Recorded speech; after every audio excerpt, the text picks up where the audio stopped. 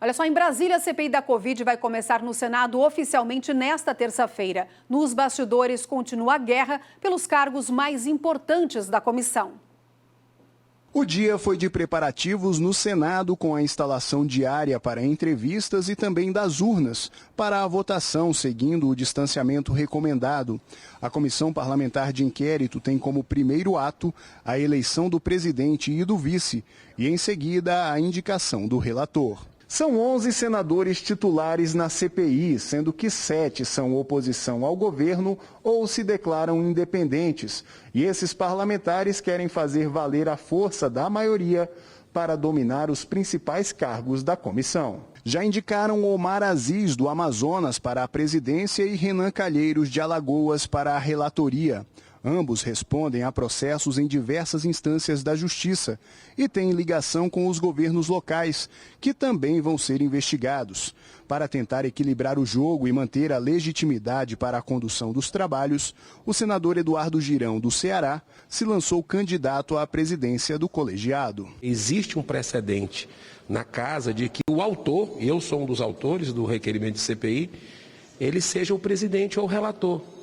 Então isso não está sendo obedecido e me passa uma ideia, e a população está querendo saber a verdade, e não apenas uma parte da verdade, que a ideia é blindar governadores e prefeitos, o que seria um absurdo. Único parlamentar do sul do país na comissão, o senador Jorginho Melo espera que os trabalhos não sejam palanque nem para o governo, nem para a oposição. O governo é um ator nessa peça, os governadores e os prefeitos. Então, CPI não pode ser de oposição ou de governo, ou coisa que o valha. CPI são juízes que vão levantar para fazer o encaminhamento do que aconteceu. A instalação da CPI foi determinada pelo Supremo Tribunal Federal.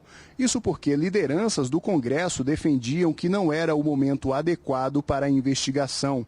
Nesta segunda-feira, o presidente da Câmara, Arthur Lira, disse em entrevista à Rádio Jovem Pan que a CPI vai ser uma perda de tempo. Não seria o momento de todos nós estarmos focados em encontrarmos soluções, vacinas, situações de convívio, em vez de estarmos agora, nesse momento, paralisando uma das casas, que vai paralisar, para tentarmos encontrar culpados. Então, essa situação toda é que, neste contexto, Zé, nos preocupa. E o Grupo ND se posicionou a respeito da CPI da Covid. Acompanhe alguns pontos levantados.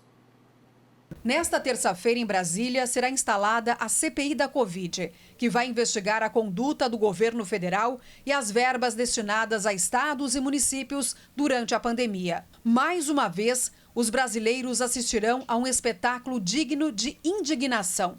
A CPI tentará levar Bolsonaro para o banco dos réus, pelo que fez e não fez para combater o vírus. A CPI começa desmoralizada e desacreditada pela opinião pública, pelo alto grau de suspeição de seus dirigentes. Os 11 senadores que fazem parte da comissão costuraram um acordo para entregar a presidência da CPI ao senador Omar Aziz. Ex-governador do Amazonas, ele foi alvo da Polícia Federal por desvio de 260 milhões na área da saúde. E sua mulher chegou a ser presa durante a operação. Renan Calheiros, recordista em denúncias e escândalos, está sendo indicado para o cargo de relator, talvez o mais importante da CPI, com poder para inquirir testemunhas e ouvir suspeitos, propor a quebra de sigilo, elaborar o relatório final e sugerir punições aos investigados. Renan não tem estatura moral e tampouco ética para ser o relator. O senador alagoano não tem um currículo respeitável, mas um prontuário policial. Qual a moral destes senadores abarrotados de processos para conduzir uma investigação isenta sobre desvios de dinheiro público na pandemia? São cidadãos acima de qualquer suspeita?